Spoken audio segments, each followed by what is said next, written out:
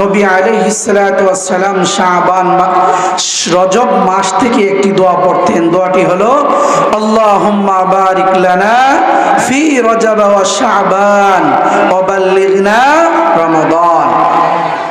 আল্লাহ আমার হায়াতে বারাকাত দান করেন, রমজান পর্যন্ত আমাকে পৌঁছায়া দেন। আমরা এই দোয়া করব তো ইনশাআল্লাহ।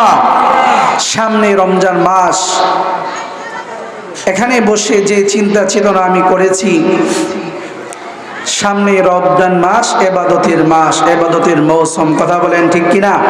নবীর একজন সাহাবী ছিলেন হযরত আবু যর গিফারী রাদিয়াল্লাহু তাআলা আনহু।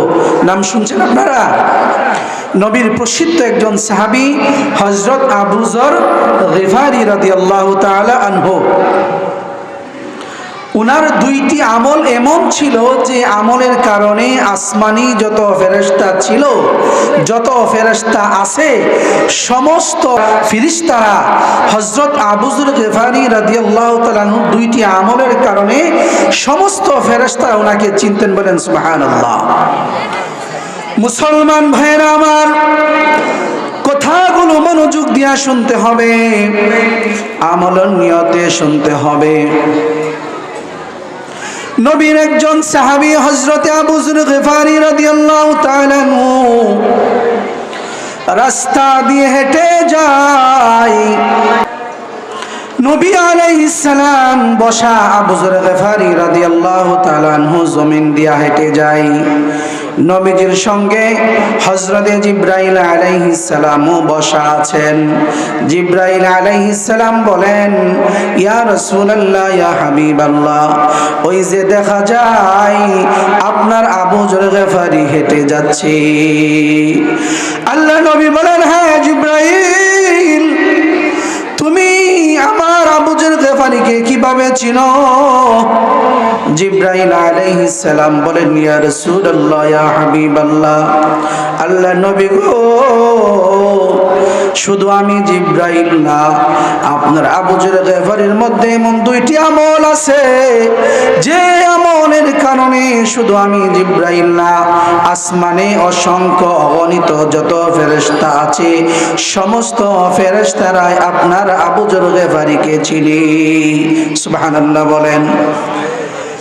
জিবরাইল আলাইহিস সালাম বলেন, ইয়া রাসূলুল্লাহ, ইয়া হাবিবাল্লাহ, আপনার আবু যর গিফারীর এক নম্বর আমল, আপনার আবু যর গিফারী নিজেকে নিজে সব সময় ছোট মনে করি। সুবহানাল্লাহ।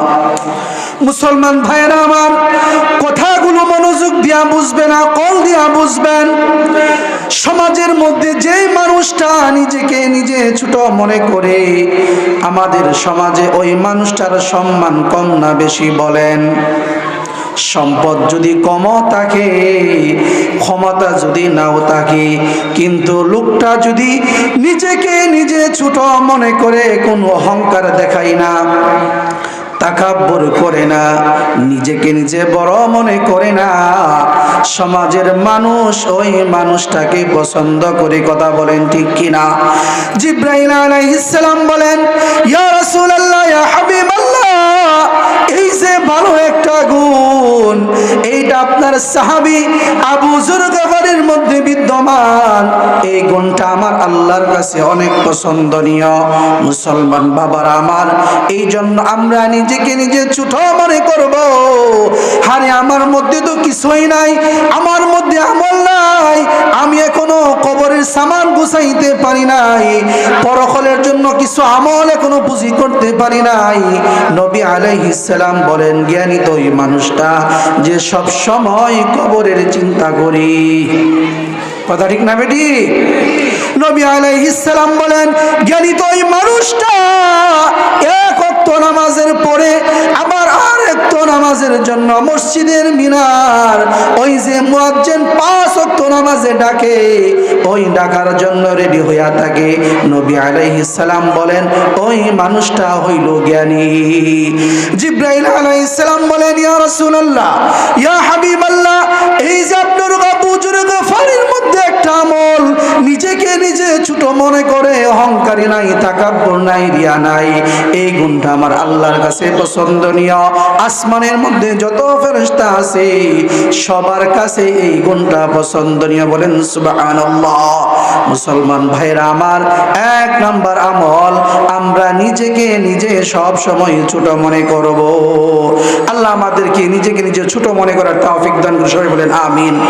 জিবরাইল আলাইহিস সালাম বলেন, ইয়া রাসূলুল্লাহ, ইয়া হাবিবাল্লাহ, আপনারা আবু যর গফারীর 2 নাম্বার যে আমল, ওই 2 নাম্বার আমলটা এত পছন্দনীয় আমার আল্লাহ করেন। 2 নাম্বার আমলটা হইল, আপনার আবু যর গফারী যখনই সময় পায় ওই সময় কুরআনুল কারীমের তেলাওয়াত করে। বলেন সুবহানাল্লাহ। এ মুসলমান বাবারা আমার, আল্লাহ যত বড়, আল্লাহর কালাম তত বড়। কথা বলেন ঠিক কিনা? আল্লাহ বলেন এই কালামকে যারা মহব্বত করবে, এই কালামকে যারা ভালোবাসবে, এই কোরআনকে যারা চুমু খাবে, এই কোরআনকে যারা বুকে লালন পালন করবে, এই কোরআনের প্রতিষ্ঠানকে যারা মহব্বত করবে, আল্লাহ নবী বলেন হাসরের ময়দানে ওই কুরআনুল কারীম ওই মানুষটাকে দেখে দেখে আল্লাহর তৈরি জান্নাতের মধ্যে পৌঁছায় দিবে। বলেন সুবহানাল্লাহ। এ মুসলমান ভাইরা, সামনে মাহে রমজান। নবী আলাইহিস সালাম কি সুন্দর কথা বলে গেছেন। নবী আলাইহিস সালাম বলেন, হে উমর, হে আলী, হে উসমান, তোমরা জানো কেউ যদি 10 বার সূরাতুল ইখলাস তেলাওয়াত করে, আমার আল্লাহ পাক তার জন্য জান্নাতের মধ্যে একটা বালাখানা নির্মাণ করে। বলেন সুবহানাল্লাহ। হে যুবক ভাই, হে মুরব্বি বাবা, সূরা ইখলাস আমরা পড়তে জানি, সূরাতুল ফাতিহা আমরা পড়তে জানি। সামনে মাহে রমজান মাস, আমরা যদি রোজা রেখে 5 ওয়াক্ত নামাজের পড়ে প্রতিদিন 10 বার করে সূরা ইখলাস তেলাওয়াত করতে পারি, আল্লাহ পাক আমার জন্য আপনার জন্য জান্নাতের মধ্যে একটা বালাখানা নির্মাণ করবে। সুবহানাল্লাহ। এ মুসলমান বাবারা আমার, আমল তো এত লম্বা হওয়ার কোনো দরকার নাই, আমল তো এত লম্বা হওয়ার কোনো প্রয়োজন নাই। আপনি যে ছোট্ট ছোট্ট সূরাগুলো তেলাওয়াত করতে পারেন, আপনি যদি মাহে রমজান মাস নিয়মিত যদি আমলগুলো করতে পারেন, নবী আলাইহিস সালাম বলেন কেউ যদি 3 বার সূরা ইখলাস তেলাওয়াত করে, আল্লাহ পাক তার আমলনামায় পূর্ণ একটি কুরআনুল কারীমের খতমের ফজিলত আল্লাহ সব আল্লাহ তাকে দান করেন। বলেন সুবহানাল্লাহ। মুসলমান ভাইরা আমার, আল্লাহ তো কোরআনও বলছেন, উতলু মা উহিয়া ইলাইকা মিনাল কিতাব। আল্লাহ বলেন, হে হাবিব আমার, উতলু, আপনি তেলাওয়াত করুন না, মা উহিয়া ইলাইকা মিনাল কিতাব, যে কিতাবটা আমি আল্লাহ সুবহানাহু তাআলা, যে কিতাবটা নবী গো আপনার উপর নাজিল করেছি, ওই কিতাবটা আপনি তেলাওয়াত করুন। বলেন সুবহানাল্লাহ। মুসলমান ভাইরা আমার, ও পর্দার অন্তরালে আমার মা বোনেরা, একটা সময় এমন ছিল আমরা আমাদের মা খালাদেরকে দেখেছি, তারা রাত্রি যখন ঘুমাইতে যাইতো আল্লাহ পাকের কালাম তেলাওয়াত করে ঘুমাইতেন। কথা বলেন ঠিক কিনা? আমার মা খালারা যখন রাত্রিবেলা ঘুমাইতে যাইতো ঘরে কুরআনুল কারীমের তেলাওয়াত দিয়া ঘুমাইতেন। আবার যখন সকালবেলা শুরু করতেন, আবার যখন সকাল শুরু করতেন, আবার কুরআনুল কারীমের ফজরের নামাজ আদায় করিয়া, ফজরের নামাজ আদায় করিয়া কুরআনুল কারীমের তেলাওয়াত করে আমার মা খালারা সকাল শুরু করতেন। কথা বলেন ঠিক কিনা? এ মুসলমান ভাইরা আমার, আজকে দুঃখের সাথে বলতে হয় আমাদের ঘরগুলোর মধ্যে কুরআনুল কারীমের তেলাওয়াত হয় না। কথা বলেন ঠিক কিনা? আল্লাহর কসম করে বলি, হ মুরব্বি বাবা, ও যুবক ভাই, আমি আপনাদের কাছ থেকে জানতে চাই, যেই ঘরের মধ্যে কুরআনুল কারীমের তেলাওয়াত হবে ওই ঘরের মধ্যে কোনোদিন অভাব থাকতে পারে না। কথা বলেন ঠিক কিনা? মুসলমান ভাইরা আমার, অপরদার অন্তরালে মা বোনেরা, মনোযোগ দিয়া কথাগুলো শুনবেন। আপনি দেখেন না, আপনি আমল করে দেখেন না, আপনি আপনার ঘরের মধ্যে যদি কুরআনুল কারীমের তেলাওয়াত করে শুরু করে দেন, দেখবেন আপনার ঘরের মধ্যে কোনো অশান্তি থাকবে না, আপনার ঘরের মধ্যে কোনো অভাব থাকবে না। আপনার স্বামী আপনার কথা শুনবে, আপনার সন্তানগুলো আপনার বাধ্য হয়ে যাবে। আপনার ঘরের মধ্যে আমার মালিক আল্লাহ আসমান থেকে সকিনা নাজিল করবে। কথা বলেন ঠিক কিনা? কারণ যেখানে কোরআন তেলাওয়াত হবে ওই ঘরের মধ্যে স্বামী স্ত্রীর মধ্যে কোনো ঝগড়া থাকবে না। কথা বলেন ঠিক কিনা? স্বামী যখন দেখবে হায় আমার বিবি কোরআনুল কারীমের তেলাওয়াত করে, ওই স্বামী কোনোদিন বিবির উপরে হাত তুলবে না। কথা বলেন ঠিক কিনা? আজকে স্বামী ইনকাম করে, বিবি ইনকাম করে, কিন্তু ঘরের মধ্যে কোনো বরকত হয় না। আরে বরকত তো হইল আসমানে। আমার মালিক বলেন ওয়া ইয়াত্তাকিল্লাহা ইয়াজআল লাহু মাখরাজা ওয়া ইয়ারযুকুহু মিন হাইথু লা ইয়াহতাসিব। আল্লাহ বলেন কোন বান্দা বান্দি যদি আমার উপর তাওয়াক্কুল করে, আমি রবের উপর ভরসা করে, আমি আল্লাহ তাকে অসংখ্য অগণিত রিজিক দিয়া ওই ঘরকে আমি ভরপুর করে দিই। বলেন সুবহানাল্লাহ। এই জন্য মুসলমান ভাইরা আমার, আমি যেই কথাগুলো আপনাদেরকে বুঝাইতে চাই, যারা কোরআন পড়তে জানেন না, যারা কোরআন বুঝেন না, আসেন না আমরা কোরআন শিখি, কোরআন বুঝি, এই কোরআনের প্রতিষ্ঠানকে মহব্বত করি। যদি আমি আপনি ঘরের মধ্যে কোরআনুল কারীমের তেলাওয়াত শুরু করে দেই, তাহলে দেখবেন আমার ঘরের মধ্যে বরকত, আমার ইনকামের মধ্যে বরকত, আমার বিবির মধ্যে বরকত, আমার সন্তানের মধ্যে বরকত। কারণ বরকত দেওয়ার মালিক হইল আল্লাহ। কথা বলেন ঠিক কিনা? এই জন্য বলতেছিলাম বাবারা আমার, যে হযরত আবু যর গিফারী রাদিয়াল্লাহু তাআলা আনহুর 2 নাম্বার গুণ হইল উনি যখনই সময় পাইতো আল্লাহ পাকের এই কালাম নিয়ে বসে যাইতেন, এই ছোট্ট ছোট্ট সূরাগুলো তেলাওয়াত করতেন। বলেন সুবহানাল্লাহ।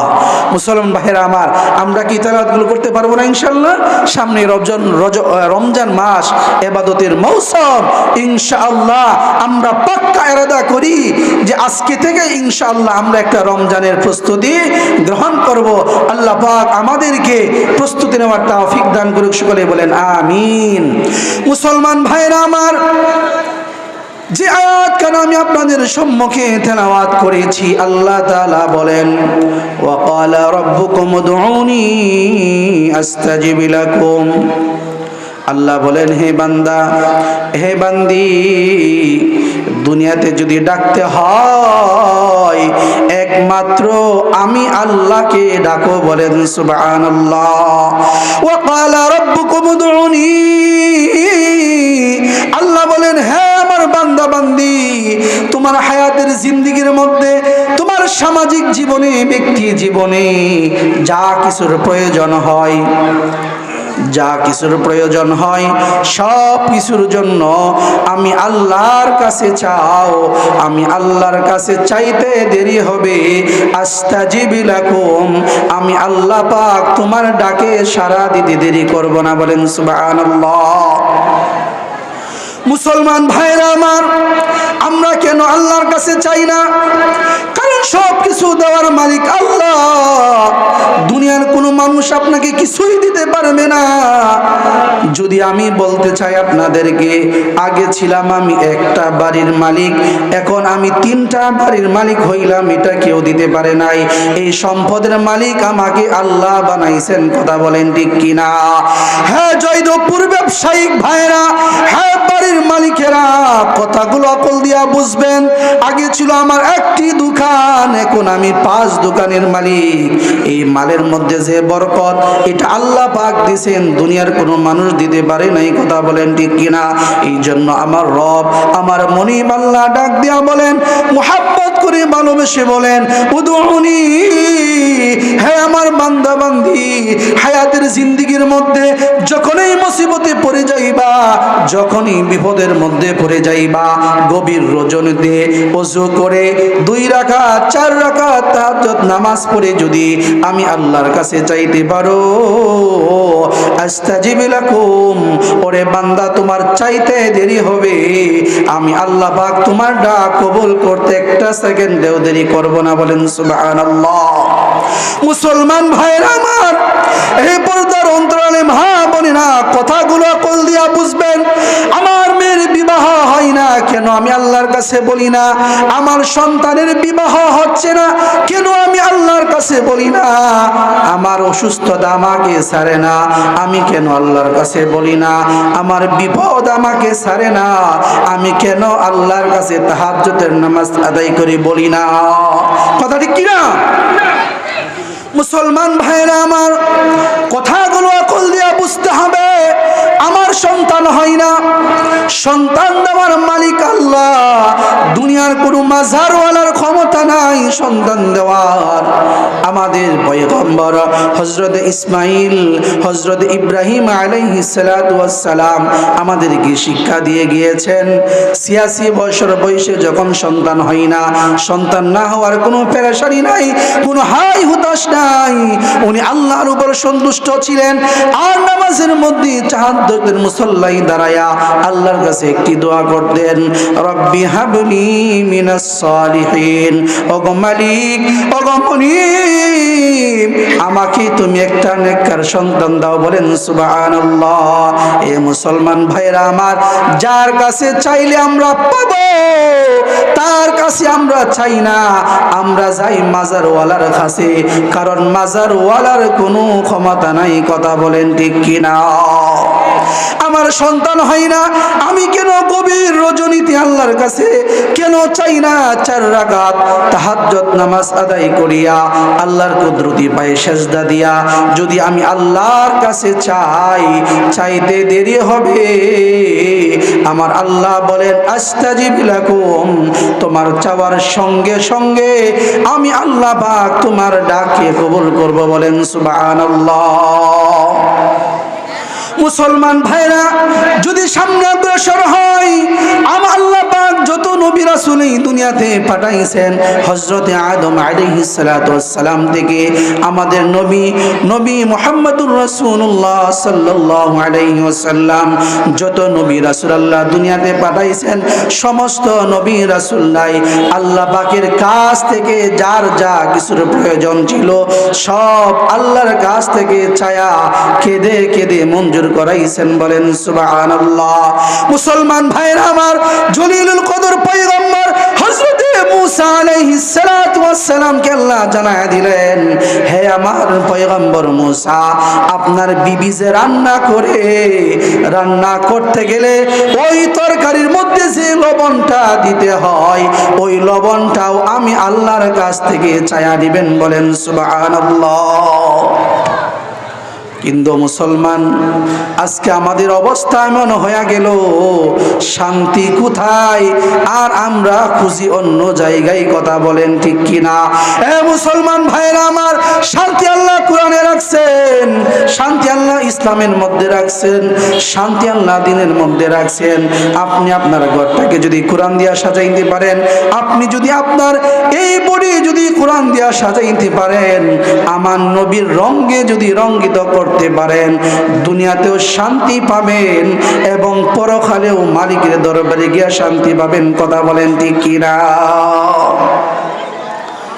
হযরতে আদম আলাইহিস সালাতু ওয়াস সালাম থেকে নবী মুহাম্মদুর রাসূলুল্লাহ সাল্লাল্লাহু আলাইহি ওয়াসাল্লাম আল্লাহ পাক যত নবী রাসূল পাঠাইছেন, সমস্ত নবী রাসূলরাই আল্লাহর কাছে চায়া চায়া সব কিছু মঞ্জুর করাইছেন, বলেন সুবহানাল্লাহ। যদি নবীদের সিরিয়ালদের পরে যদি আমরা তাকাই, সাহাবায়ে কেরাম, মুসলমান ভাইরা আমার, আলোচনা থেকে সবক নিবেন, পয়েন্ট বের করবেন। শুধু আলোচনা শুনলে হবে না, যদি আমরা নিয়তে যদি এখানে বসতে পারি, আল্লাহ পাক এই বসাটা আমার আপনার নাজাতের ওসিলা বানায় দিবেন, বলেন সুবহানাল্লাহ। সাহাবায়ে কেরামের ঘরে যখন খাবার নাই,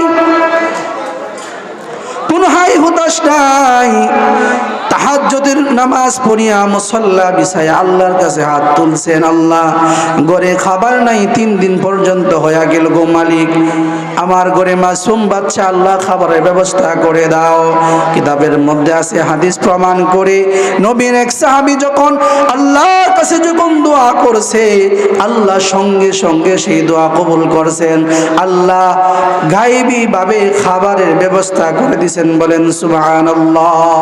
এই জন্য বলতেছিলাম, যা কিছু আমার হায়াতের জিন্দেগির প্রয়োজন, হে পর্দার অন্তরে আমার মা, হে মুরব্বী বাবা, যুবক ভাই, এখনো সময় আছে।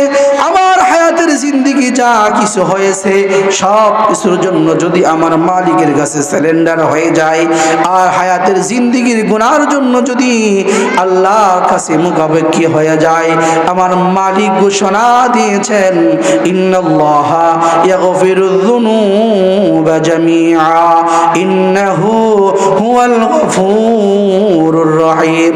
আমার আল্লাহ ডাক দিয়া বলেন, হে আমার বান্দা বান্দি, তোমার গুনাহটা যদি জমিন থেকে আসমান পর্যন্ত হয়ে যায়, এই তামাম পৃথিবীর মধ্যে যত সমুদ্র আছে, সমস্ত সমুদ্রের সমপরিমাণ যদি ফেনা হয়ে যায়, গুনাহ হয়ে যায়, তারপরেও যদি আল্লাহ বলেন, আমার বান্দা বান্দি যদি আমি আল্লাহর কাছে যদি তওবা করিয়া আমি আল্লাহকে ডাক দিতে দেরি হবে, আমি আল্লাহ পাক আমার বান্দার জিন্দেগির গুনাহ মাফ করতে একটা সেকেন্ডেও দেরি করব না, বলেন সুবহানাল্লাহ। তাহলে চাইতে হবে কার কাছে? আল্লাহর কাছে চাইতে হবে। আমার হায়াতের জিন্দেগির যত সমস্যাগুলো আছে, সব সমস্যার জন্য যদি আল্লাহ পাকের কাছে মুখাপেক্ষী হয়ে আল্লাহর কাছে যদি দোয়া করতে পারি, আল্লাহ সব জরুরত আমার পুরা করে দিবেন, বলেন সুবহানাল্লাহ। তাফসীরে কাবীরের মধ্যে আসছে যে আল্লাহর কাছে যদি একটা কাফেরও আল্লাহর কাছে চা, আল্লাহ তার হাতটাও খালি হাতে ফিরাই দেয় না, বলেন সুবহানাল্লাহ। হিন্দুস্তান থেকে ইয়ামানে যাবে 2 ইহুদির ছেলে বিশাল বড় জাহাজ বোঝাই করে মাল নিয়া নদী পথে রওনা হয়ে গেছে। কোথায় যাবে? ইয়ামানে। আপনারা জানেন, এক দেশ আরেক দেশে যখন আমদানি রপ্তানি করে, এটা বিশাল বড় জাহাজের মাধ্যমে নদী পথে জলপথে করে। কথা বলেন ঠিক কিনা? চট্টগ্রাম বন্দর থেকে। তো 2 হিন্দুর ছেলে, 2 হিন্দুর ছেলে যখন বিশাল জাহাজে মাল বোঝাই করে যখন রওনা হয়, মাঝ সমুদ্রে যাওয়ার পথে বিশাল বড় এক তরঙ্গমালা জাহাজের তলা ফাটিয়ে দিয়েছে। জাহাজ ডুবে ডুবে যাবে অবস্থা এমন। তো হিন্দুর ছেলে ওই ইহুদি তার 360 দেবতাকে ডাকছে। কয় দেবতাকে? 360 দেবতাকে ডাকছে। কোন দেবতাই উপকার করতে পারে নাই। তো জাহাজ ডুবে যাবে। তো এখন ওই ইহুদির চিন্তা করে, মুসলমান যখন বিপদে পড়ে তখন তার রবের কাছে সেজদায় পড়ে চাইলে আল্লাহ সে আশা পূরণ করে, বলেন সুবহানাল্লাহ। মুসলমান ভাইরা আমার, ওই ইহুদির ছেলে যখন সেজদায় পড়ে যখন আল্লাহকে আল্লাহ বলে ডাক দিয়েছে, আল্লাহ সঙ্গে সঙ্গে ওই ইহুদির ডাকে সাড়া দিয়েছে, বলেন সুবহানাল্লাহ। ইহুদি বলে, ওগো মালিক, আমার 360 দেবতা আমাকে কোনো উপকার করতে পারে নাই।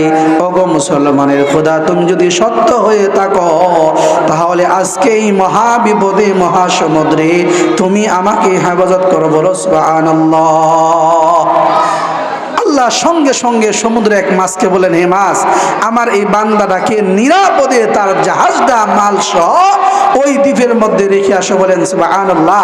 জিবরাইল আলাইহিস সালাতু ওয়াস সালাম বলেন, আল্লাহ সারা জীবন মূর্তির উপাসনা করছে, তোমাকে ডাক দিল, তুমি সাথে সাথে তাকে বিপদ থেকে উদ্ধার করলা।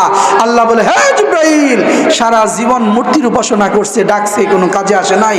আজকে আমি আল্লাহর উপর তাওয়াক্কুল করে বিশ্বাস করে যখন ডাক দিছে, এখন আমি যদি তার ডাকে সাড়া না দেয়, ওই 360 দেবতা আর আমি আল্লাহর মাঝে কোনো ফরক পার্থক্য থাকে না।